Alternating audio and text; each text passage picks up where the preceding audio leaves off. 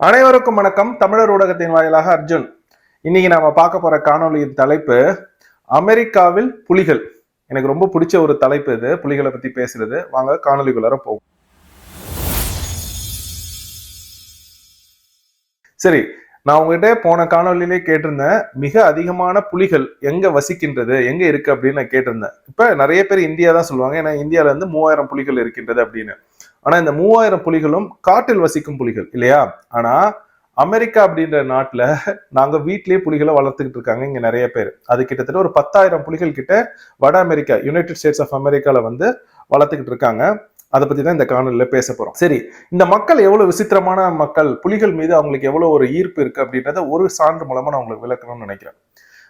New York சிட்டியில ஹார்லம் அப்படின்னு ஒரு இடம் இருக்கு. ஹார்லம் அப்படின்றது இந்த அடுக்குமாடி குடியிருப்புகள் நியூயார்க் சிட்டியில அதிகம். அதுல ஹார்லம் அப்படின்ற ஒரு அடுக்குமாடி குடியிருப்புல ஒருத்தர் வசிச்சு வந்திருக்காரு, ஆண்டாயின் அப்படின்றவர்.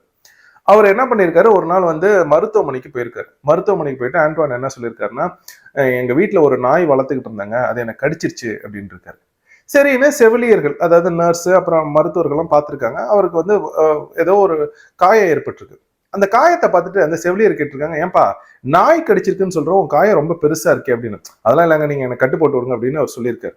இந்த ஊர்ல அமெரிக்கா பொறுத்த வரைக்கும் என்ன பண்ணுவாங்கன்னா, மருத்துவர்கள் கிட்ட நீங்க போறீங்க, உங்களுக்கு அடிபட்டிருக்கு ஏதோ சொல்றீங்கன்னா, அவங்களுக்கு ஏதோ ஐயம் வந்துச்சுன்னா உடனே காவல்துறையை அழைச்சி சொல்லிடுவாங்க, இது ஏதோ சந்தேகமா இருக்கு இவர் சொல்றதுக்கும் இவருக்கு ஏற்பட்டிருக்கிற காயத்துக்கும் அப்படின்னு.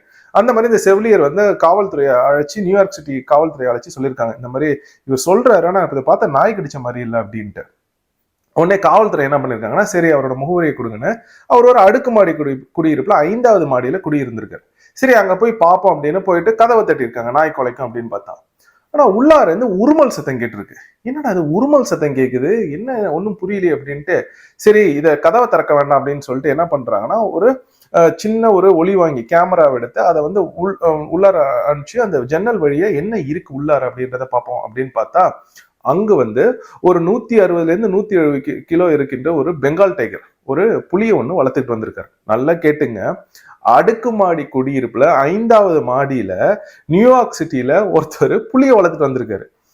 அவனுக்கு ஒண்ணுமே புரியல. ஒண்ணு என்ன பண்ணாங்க காவல்துறை, இப்ப இந்த புகைப்படத்துல நீங்க பாத்தீங்கன்னா தெரியும், அந்த பெங்கால் டைகர் அந்த புலி வந்து காலை வச்சுட்டு அந்த ஜன்னல் கிட்ட நிக்கும்.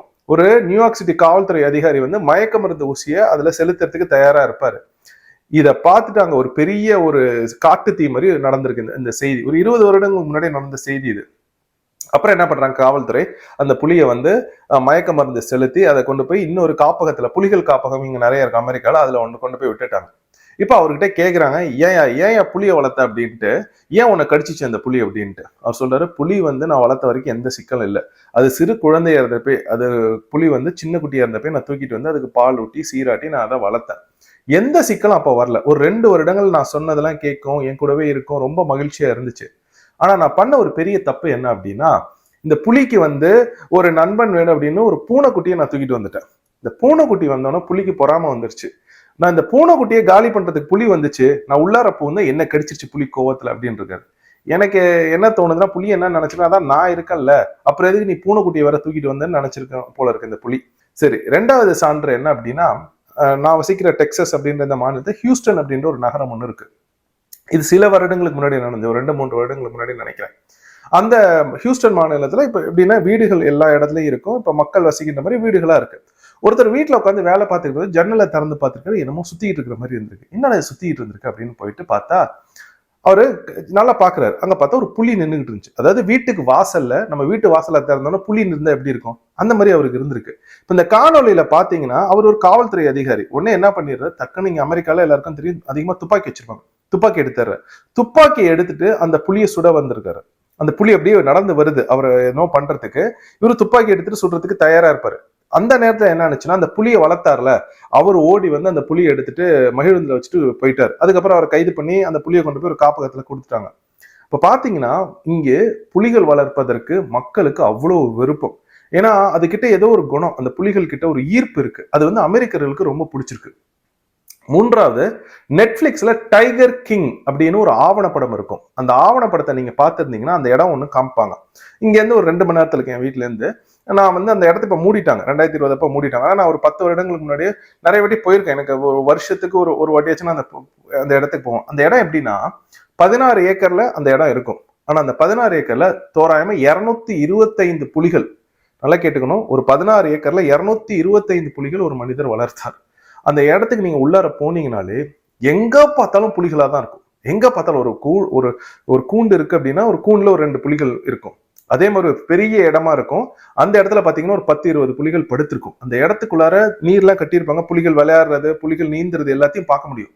அதை பாக்குறப்பே ஒரு ஆனந்தம் ஒண்ணு இருக்கும். அந்த புலிகளை பாக்குறப்பே ஒரு ஆனந்தம் ஒண்ணு இருக்கும். புலிகளை, அதாவது நீங்க ஒண்ணு நல்லா நுட்பமா பாத்தீங்கன்னா, புலிகள் வந்து ரொம்ப அமைதியா இருக்கும். நீங்க பாத்தீங்கன்னா புலிகள் அமைதியா எந்த ஒரு இதுவுமே சத்தமும் இல்லாம அதை சாந்தமா இருக்கிறதுக்கு அவ்வளோ அழகா இருக்கும் புலிகளை பாக்குறதுக்கு. ஆனா அதை விட அழகு எப்ப இருக்கும்னா, அதே அந்த சாந்தமான முகத்துல ஒரு மூர்க்கத்தனம் ஒண்ணு காமிக்கும். புலிகளுக்கே உண்டான அந்த ஒரு மூர்க்கத்தனத்தை காமிக்கும். அப்படி அந்த வாயை திறந்துட்டு அந்த பல்ல இது பண்ணி அப்படி காமிக்கும் பாருங்க, அது இன்னும் அழகா இருக்கும் பாக்குறதுக்கு. அப்ப புலிகள் அங்க உட்காந்து ரசிச்சுக்கிட்டு இருக்கணும். எனக்கு அந்த அந்த புலிக்குட்டிகளை ரொம்ப, அதாவது அந்த இடத்துல எப்படி அப்படின்னா, நீங்க போய் காசு கொடுத்தீங்கன்னா அவங்க கூட்டு வருவாங்க, ஒரு புலிக்குட்டியை கூட்டு வருவாங்க.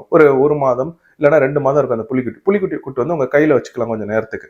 அப்ப நீங்க கொஞ்சம் காசு கொடுத்தீங்கன்னா அதை வச்சுக்கலாம். அந்த மாதிரி என் கையில எல்லாம் கொடுத்துருக்காங்க, எனக்கு வச்சுக்கிட்டேன். ஆனா சீக்கிரம் தூக்கிட்டு வேற போயிட்டாங்க. அது வேற எனக்கு ரொம்ப வருத்தம். ஆனா அது வந்து முழுக்க முழுக்க வீட்டில் இந்த மாதிரி காப்பகத்தில் வளர்க்கப்படுகின்ற புலிகள். ஆனா அந்த புலிகளுக்கான குணம் அந்த காப்பகத்திலேயே நான் பார்த்தேன். இந்த புலிக்குட்டி என்கிட்ட இருந்து வாங்கிட்டு போயிட்டு அவர் என்ன பண்ணாரு, கீழே வச்சிருந்தாரு. அந்த புலிக்குட்டி பாட்டுக்கு விளையாண்டுட்டு இருந்துச்சு. ஒரு மாதம் இல்லைன்னா ஒரு 2 மாதங்கள் ரொம்ப சிறிய புலிக்குட்டி அது. அந்த புலிக்குட்டி விளையாண்டுட்டு இருந்துச்சு. திடீர்னு பார்த்தா புலிகள் வேட்டையாடுறப்ப நீங்க பாத்தீங்கன்னா 3 கால்கள் கீழே இருக்கும், ஒரு கால் இப்படி மேல நின்றுட்டு பாத்துக்கிட்டு இருக்கும். அது வேட்டையாட போகுதுன்னு அப்படிதான் பார்க்கும். அந்த புலிக்குட்டி அப்படி நின்றுகிட்டு இருந்துச்சு. என்னடா அது அப்படின்னு பார்த்தா, அந்த இடத்துல ஒரு சின்ன பையன் என்ன பண்ணா, முதுகா காட்டிட்டு உட்கார்ந்துருந்தான். அந்த முதுகா காட்டிட்டு உட்கார்ந்தோடனே பாருங்க, பிறந்து ஒரு 2 மாதங்கள் தான் அந்த புலிக்குட்டிக்கு அந்த மரபணுல இருக்கிற அந்த குணம் வந்துருச்சு. சட்டுன்னு ஒருத்தர் தூக்கிட்டாரு. அதுக்கு பல்லெல்லாம் கூட கிடையாது. இருந்தாலும் நான் சொல்றேன், அந்த புலிகளை பார்க்கறதுக்கு அவ்வளோ ஒரு அழகு. ஆனா அந்த இடத்துல ஒரு சிக்கல் என்ன அப்படின்னா, அவங்க இந்த கிராஸ் பிரீடிங்லாம் பண்ணுவாங்க. புலிகளையும் சிங்கத்தையும் கிராஸ் பிரீட் பண்ணி லைகர் அப்படின்னு ஒரு விதமான ஒரு மிருகத்தை உருவாக்குனாங்க. லிலிகர் அப்படின்ற ஒரு விதமான மிருகத்தை உருவாக்குனாங்க. அதையெல்லாம் வந்து எங்களை வந்து புகைப்படங்கள் எடுக்க விட மாட்டாங்க. ஆனா வேற ஒரு இடத்துல இருந்து இந்த காணொலியில பாத்தீங்கன்னா இந்த லைகர் லிலிகர் எல்லாம் பார்க்கலாம். அந்த மிருகங்கள்லாம் எப்படி இருக்கும்னா, புலி சிங்கம் மாதிரியே இருக்காது. அதுங்க வந்து ஒரு மாதிரி ஒரு பெரிய வேலி போட்டிருப்பாங்க. அந்த வேலியில காலை கீழே வச்சு மேல வைக்கும். அவ்வளோ நீளமா இருக்கும். அப்ப அந்த மாதிரி மிருகங்கள்லாம் பாக்குறதுல எனக்கு உடன்பாடு கிடையாது. ஏன்னா இயற்கை என்ன நடக்குதோ அதுதான் இருக்கணுமே தவிர இந்த மாதிரி கிராஸ் பிரீடிங் பண்றதெல்லாம் எனக்கு விருப்பம் கிடையாது. ஆனா அந்த ஆவணப்படம் நல்லா இருக்கும். அந்த டைகர் கிங் அப்படின்ற அந்த நெட்ஃபிளிக்ஸ்ல இருக்கிற ஆவணப்படத்தை நீங்க போய் பாத்தீங்கன்னாலே உங்களுக்கு தெரியும். மைக் டைசன் தெரியுமில்ல, குத்துச்சண்டை வீரர் மைக் டைசன், அவருமே தன் வீட்டுல 3 புலிகளை வளர்த்தார். அவருக்கு வந்து புலிகள்லாம் ரொம்ப பிடிக்கும். நீங்க அவர் வந்து காசு கொடுத்து அவர் வீட்டுல ஒரு பெரிய காப்பகம் மாதிரி உருவாக்கி புலிகளை வைத்து அவர் வளர்த்தார். ஆனா அதே மாதிரி ஒரு சிக்கல் வந்ததுனால அந்த புலிகளையும் அவர் கொடுக்குற மாதிரி ஆயிடுச்சு. அப்ப நீங்க பாத்தீங்க அப்படின்னாலே புலிகள் அப்படின்றது வந்து அமெரிக்கால ரொம்ப அதிகமா எல்லா இடங்களிலுமே அது இருக்கும். ஆனா எனக்கு வந்து இந்தியாவில இருக்கிற ஒரு புலியை பத்தி நான் பேசணும் அப்படின்னு நான் விருப்பப்பட்டேன். உண்மையான புலி, அந்த புலியோட பேரு மச்சிலி அப்படின்றது. மச்சிலி அப்படின்னா ஹிந்தி மொழியில வந்து மீன் அப்படின்றது. அந்த புலியின் முகத்துல வந்து அந்த மீன் எது இருக்கும் அப்படின்றதுனால அதுக்கு மச்சிலி அப்படின்னு ஒரு பேர் வச்சிருந்தாங்க. ஏன் இந்த ஒரு புலியை குறிப்பிட்டு நான் பேசணும்னா, ஒரு தாய்மை உணர்வு அப்படின்றது புலிகளுக்கு எங்க இருந்து எப்படி வந்திருக்கு அப்படின்றத நீங்க பாத்தீங்கன்னாலே ரொம்ப வியப்பா இருக்கும். என்னன்னா, எல்லா மிருகங்களுக்கும் தாய்மை உணர்வு உண்டு, தன் குட்டிகளை காப்பாற்ற வேண்டும் அப்படின்னு. ஆனா நான் அதிகமா பார்த்து ரசிப்பது அப்படின்றது அது தாய் புலிகள் கிட்டதான். ஏன்னா உங்களுக்கு தெரியும், ஆண் புலி, அதை ஆண் சிங்கமா இருந்தாலும் சரி, ஆண் புலியா இருந்தாலும் சரி, குழந்தைகளை கொடுத்துட்டு அது போயிடும். ஆனா ஒரு பெண் புலி அப்படின்றது ஒரு 4ல இருந்து 5 குட்டிகள் இருக்கும் பெரும்பாலும் ஒரு லிட்டர்ல. அவங்க என்ன பண்ணும், அந்த புலிகள் என்ன பண்ணும்னா, அந்த குழந்தைகளை வளர்ற வரைக்கும் பாதுகாப்பா வச்சிருக்கும். அந்த புலிக்குட்டிகளுக்கு இவங்க தான் வந்து, தாய் புலி தான் வந்து வேட்டையாடுறது எப்படின்னு கற்றுக் கொடுக்கும். மற்ற வேறு ஏதாச்சும் ஆண் புலிகள் வந்து தனது குட்டிகளை எதுவும் பண்ணிடக்கூடாது அப்படின்றதுக்காக ரொம்ப மூர்க்கமா தாய் புலி தான் நடந்துக்கும் தன் குட்டிகளை பாதுகாப்பது. அது இந்த மச்சிலி அப்படின்ற இந்த ஒரு குறிப்பிட்ட புலியை வந்து ராஜஸ்தான் அந்த ராத்தம்பூர் பூங்கா இருக்குல்ல, அந்த நேஷனல் பார்க், அங்க வந்து அதை ஒரு தெய்வம் மாதிரியே அவங்க கருதிருக்காங்க. ஏன்னா ஒரு பெரிய முதலை, அந்த ஒரு 16 அடி நம்ம அந்த முதலை, ஏன்னா ராத்தம்பூர்ல எங்க பார்த்தாலும் நீர்நிலைகளும் இருக்கும், அந்த முதலை வந்து தனது குட்டிகளுக்கு ஏதாச்சும் பாதிப்பு ஏற்படுத்திடுமோன்னு 1.5 மணி நேரம் அந்த தாய் புலி சண்டை போட்டு அது பல்லெல்லாம் உடஞ்சிருச்சு. அதை புகைப்படத்துல பார்த்தாலே தெரியும், பல்லு உடஞ்சிருக்கும், முகத்திலலாம் ரத்தமா இருக்கும். அந்த முதலையை கொன்று இருக்கு மச்சிலி அப்படின்ற இந்த புலி. அந்த மச்சிலி அப்படின்ற ஒரு புலியை பார்ப்பதற்காக கிட்டத்தட்ட $100 மில்லியன் 10 வருடங்களில் $100 மில்லியன் 800 கோடி ரூபாய் வெளிநாட்டு சுற்றுலா பயணிகள் கொடுத்து வந்து பார்த்திருக்காங்க. அப்ப பாருங்க, இயற்கையை பாதுகாப்பதனால் எப்படி காசு வருது அப்படின்னு. உலகத்திலே மிகவும் அதிகமாக புகைப்படம் எடுக்கப்பட்ட ஒரு புலி அப்படின்றது அந்த மச்சிலி புலி தான். அதை வந்து இந்திய அரசாங்கம் அதற்காக ஒரு தபால் தலைமுறை ஒன்று வெளியிட்டிருக்காங்க. அப்ப எனக்கு வந்து என்னதான் அமெரிக்கால இந்த புலிகள் இருக்கு, காப்பகத்துல நான் போய் பாக்குறேன், நான் போய் பார்ப்பேன். வருஷத்துக்கு ஒரு புலியை பார்க்கலன்னா ஒரு மாதிரியா இருக்கும், போய் பார்த்துருவேன். ஆனா காட்டில் இருக்கும் அந்த புலியின் அந்த குணம், அந்த அந்த தாய்மை உணர்வு அப்படின்றது எவ்வளவு ஒரு வியப்பிற்குரியது பாருங்க. அதனாலதான் புலிகள்லயே அந்த புலி வந்து தாய் புலியா இருந்துச்சுன்னா ரொம்ப ரொம்ப கவனமா இருக்கும், குட்டிகள் கிட்ட போகவே கூடாது. ஒண்ணு தாய் புலியோட காணொலிகள் பார்ப்பேன் அடிக்கடி. எனக்கு பிடிச்சது வந்து புலிகளை பத்தி பாக்குறதா. இல்ல அப்படின்னா அண்ணன் சீமான் அவரோட காணொலிகளை நான் உட்காந்து பார்த்துக்கிட்டு இருப்பேன். ஏன்னா ரெண்டு ரெண்டு பேருக்கிட்டுமே அந்த ஒரு தைரியமும் அந்த வீரத்தையும் நீங்க வந்து பார்க்க முடியும். அதனால சொல்றேன். சரி, இப்ப புலிகளை பத்தி பார்த்தோம். ஆனா புலிகள் கிட்ட ஒரு குணம் ஒண்ணு இருக்கு. நிறைய பேர் வந்து சிங்கம், நாங்கெல்லாம் சிங்கம் அப்படின்றாங்க. சிங்கத்தெல்லாம் ஒரு அடியில காலி பண்ண புலி ஏகப்பட்ட சான்றுகள் இருக்கு. ஒரு அடியில சிங்கத்தை ஒரு புலி கொண்டுறதுக்கு சான்றுகள்லாம் இருக்கு. புலியின் மூர்க்கம் வந்து ஒரு காலத்துல சிங்கத்தால பண்ண முடியாது. அது ஏன் தெரியுமா? புலிகள் தனித்து வேட்டையாடும். தனித்து தான் வேட்டைக்கு போகும் புலிகள். ஆனா சிங்கங்கள் கூட்டம் கூட்டமா வேட்டைக்கு போகும். அந்த மூர்க்கத்தனம் சிங்கங்கள்கிட்ட கிடையாது. ஆண் சிங்கத்தோட அந்த பிடரி இருக்குல்ல, அந்த இதை எடுத்துட்டீங்கன்னா அது பெரியதாலாம் இருக்காது. ஆனா புலியை பார்த்துக்கிட்டே இருந்தீங்கன்னா உங்களுக்கு தெரியும், பார்ப்பதற்கு சாதாரணமா இருக்கும், ஒரு நொடியில அதோட குணம் மாறும். ஒரு அதுக்கு ஒரு சான்று சொல்லணும்னு நான் விருப்பப்பட்டேன். இப்ப உங்களுக்கு தெரியும், இந்தியால புலிகள் உண்டு, சைனால புலிகள் உண்டு, ரஷ்யாலையும் புலிகள் உண்டு. ரஷ்யால ஒரு குறிப்பிட்ட பகுதி, சைபீரியா அப்படின்ற அந்த குளிர் இருக்கிற இடத்துல புலிகள் இருக்கும். எனக்கு தெரிஞ்சு வேற எங்கேயுமே வந்து உலகத்துல பனிகள் நிறைந்த இடத்துல வந்து புலிகள் கிடையாது. ஆனா ரஷ்யால சைபீரியால மட்டும் சைபீரியன் டைகர்ஸ் இருக்கும். அங்க ஒரு கதை ஒண்ணு, அது நூல்லையும் வந்திருக்கு, ஆவணமும் படுத்திருக்காங்க. என்ன அப்படின்னா, ஒரு ரஷ்ய வேட்டைக்காரர் என்ன பண்றாருன்னா, அந்த சைபீரியா பகுதிகளில் அவர் வேட்டைக்கு போறவங்க ரஷ்யன் ஹண்டர்ஸ் வந்து போயிருக்காரு. ஒரு ரஷ்ய புலி என்ன பண்ணிருக்கு அப்படின்னா, சைபீரியன் டைகர் அங்க ஒரு காட்டு பன்றியை வேட்டையாடி சாப்பிட்டுட்டு இருந்தது. இவர் சும்மா இல்லாம என்ன பண்றாரு, துப்பாக்கி எடுத்து அந்த புலியை சுற்றுக்காரு. ஒரே ஒரு தோட்டா பாஞ்சிருச்சு, புலி அந்த இறையை விட்டுட்டு போயிடுச்சு. இவர் சும்மா இல்லாம என்ன பண்ணிட்டாரு, அந்த காட்டு பன்றி அது வேட்டையாடி வச்சிருந்துச்சு, அந்த காட்டு பன்றியை எடுத்துட்டு மகிழுந்துல வச்சுட்டு தன்னோட இருப்பிடத்துக்கு வந்துட்டார். அந்த புலி சாகல. அந்த புலி என்ன பண்ணிருக்கு, ஒரு கால் செயலிழந்து போயிடுச்சு. 3 கால்கள் தான் அந்த புலிக்கு. அந்த மோப்பத்தை பிடிச்சி, தன்னை சுட்டவனோட மோப்பத்தை பிடிச்சி பிடிச்சி பனியில பல மணி நேரம் தாண்டி அவரோட இடத்துக்கு வந்துருச்சு. ஆனா அவர் அந்த இடத்துல அப்ப இல்லை. அவர் என்ன பண்றாரு அப்படின்னா, அந்த இடத்துல அவர் இல்லாம எங்கேயோ வெளியில எல்லாம் போயிட்டு தன்னுடைய இடத்துக்கு வந்திருக்காரு. ஆனா அந்த புலி அவருக்கு முன்னாடியே அவரோட இருப்பிடத்தை கண்டுபிடிச்சு அந்த இடத்துல இருக்கிற எல்லாத்தையும் கிழிச்சு நாசம் பண்ணிடுச்சு. புலியோட பலத்தை நீங்க பார்க்கணும்னா அதை கைகள்ல தான் பார்க்க முடியும். ஏன்னா நீங்க மரங்கள்ல அந்த புலிகள் என்ன பண்ணும்னா மார்க்கிங் பண்ணும்.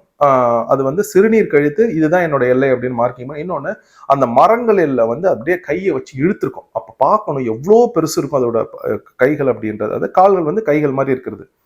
அப்ப எல்லாத்தையும் கிழிச்சிருக்கு. அவர் பயன்படுத்தின நூல்கள், அவர் பயன்படுத்தின எல்லாத்தையும் கிழிச்சிருக்கு. அவ்வளோ ஒரு கோவம் அதுக்கு. என்னுடைய இறையை நீ எடுத்துக்கொண்டு போயிட்டியா அப்படின்ட்டு.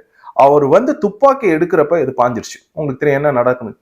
அந்த அந்த புலியை சுட்டு கொண்டதுக்கு அப்புறம் சொல்றாங்க, இவ்வளவு மூர்க்கமா, இவ்வளவு ஒரு கோவமா நாங்க ஒரு புலியை பார்த்ததுல அந்த ஆளை இல்லாமே பண்ணிடுச்சு. அவர் போட்டிருந்த வெறும் காலணிகள் மட்டும்தான் இருந்துச்சு அப்படின்னு போட்டிருக்காங்க. இப்ப பாத்துங்க, புலிகளுக்குன்னு சில குணங்கள் உண்டு. எல்லா வாட்டியும் போய் புலிகள் கிட்ட வந்து சண்டை போட்டுட்டு புலிகளை இது பண்ணிக்கிட்டே இருக்கக்கூடாது. புலிகள் பழிக்கு பழி வாங்கும் குணம் கொண்டவை. அதை மறந்துடவே கூடாது எப்பயுமே. சிங்கம் சும்மா அப்படின்லாம் எதுவும் பேசிக்கிட்டு இருக்காதீங்க, சரிங்களா? ஏதாச்சும் நகைச்சுவை பண்ணிட்டு இருக்காதீங்க. ஒரே அடிதான் புலி காலி பண்ணி விட்டுரும். இதுல விலங்குகள்ல சொல்றேங்க. ஆனா எனக்கு என்னமோ தெரியல, சிறு வயதுல இருந்தே எனக்கு வந்து அதுவும் இப்பெல்லாம் வந்து புலிகள்னாலே எனக்கு அவ்வளவு பிடிக்குது. அது ஏன் அப்படின்னு எனக்கு தெரியல. உங்க யாருக்காச்சும் காரணம் தெரிஞ்சுன்னா எதனால எனக்கு புலிகளை பிடிச்சிருக்கு அப்படின்னு நீங்க சொல்லுங்க. சரி, அப்ப உங்களுக்கு தெரியுது, ஒரு உலகத்தின் மிக அழகான விலங்கு அப்படின்னு என்கிட்ட முதல்ல யாராச்சும் வந்து கேட்டாங்கன்னா நான் புலிகளை தான் சொல்லுவேன். வேற எந்த ஒரு விலங்கும் எனக்கு மனதில் படவே படாதுங்க. சரிங்க, உங்களுக்கு இந்த காணொலியில நிறைய தகவல்கள் சொல்லியிருக்கு, புதிய தகவல்களா இருக்கும் அப்படின்னு நான் நம்புறேன். இந்த காணொலி உங்களுக்கு பிடிச்சிருந்துச்சுன்னா மற்றவர்களும் பகிருங்கள். மிக்க நன்றி.